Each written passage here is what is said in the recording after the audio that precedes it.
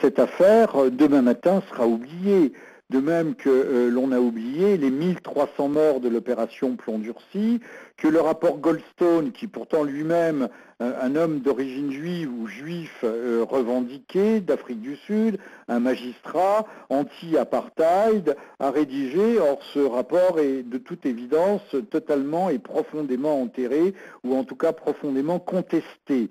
Demain matin, donc, l'émotion est forte, et d'ailleurs elle cristallise toute l'exaspération d'une partie des opinions à la fois dans la vieille Europe, aussi dans le monde islamique, mais au demeurant, qu'est-ce que l'exaspération de l'opinion face à des gouvernements, à des pouvoirs qui d'ailleurs rallient aussi bien la gauche que la droite israélienne. Il ne faut pas se faire d'illusions. Ce ne sont pas seulement des hommes dits de droite, d'extrême droite, des nationalistes, des ceci, des cela. Tout le monde est d'accord en Israël pour ce type de comportement. Eh bien, cela signifie que nous avons un État qui, encore une fois, se situe au-dessus des lois ordinaires, au-dessus des règles internationales et qui entend le demeurer. Et qui montre, qui a fait une démonstration de force, qui a administré une punition à la Turquie. C'est un message qui lui a été envoyé, et ce message étant envoyé, bien sûr la Turquie peut aujourd'hui le déplorer, peut manifester son ressentiment, sa colère, mais que peut la Turquie face à Israël, adossée aux États-Unis? Il faut être réaliste du point de vue géopolitique et géostratégique à la fois, et bien constater que le rapport de force n'est pas en faveur de ceux qui défendent la cause palestinienne.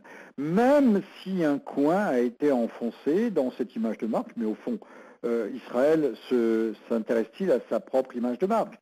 Encore une fois, les 9 morts officiels du Marmara, du navire Marmara, viennent après les 1300 morts de la bande de Gaza et les innombrables blessés, et les choses n'ont pas changé d'un iota, et je ne crois pas, hélas, qu'elles changent d'un iota tant qu'il n'y aura pas une grande coalition internationale, et tant que des membres permanents du Conseil de sécurité, tels que la Russie et la Chine, ne diront pas une fois pour toutes, non, maintenant, il faut changer de cap, il faut changer d'attitude, il faut qu'Israël rentre dans le rang et rende des comptes sur son arsenal nucléaire, par exemple.